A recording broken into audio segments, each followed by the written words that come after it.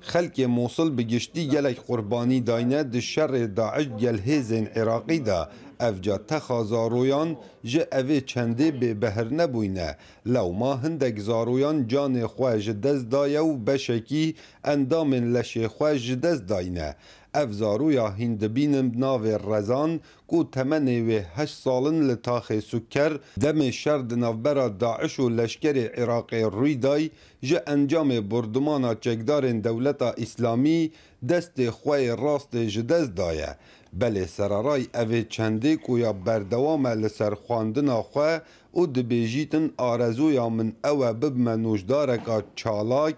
ده پاشا روژه دا درگه هاتا قطان از چو من بکر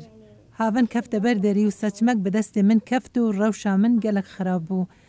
من دست خوش دست دا به اگر داعش به تنه بو من دستکی درست کنداکو بکارم بخوینم و بنویسم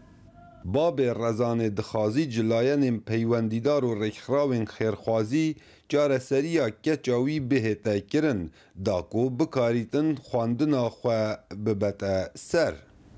كنت أعمل سابقا موظف في سد الموصل بریانه حامل سکر موصله کار دکر وک فرمانبر ما گلک درد سری دیتن لسردم داعش پشتی کتنا هاونه که لبردرگه ملتا خیس کر بو اگر قد کرنا دستوی راست دیو او مبره نخوشخانا ابن اسیر لدوف دا ام هاتینه و گوازن بو نخوشخانا جمهوری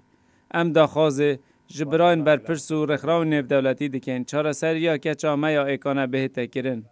هجی گوتن اکو رزان خلکا موصله برگز عرب دهتا هجمارتن و خوشکا سه برایو جه همیان بچیکتره لپولا سه سرطایی دخوینیتنو بله بگوری گوتن مالباتا رزانه کو جو قطابین پیشکفتی دهتا هجمارتن و نمرین هر باش لقطابخانه بدست خواه اینیتن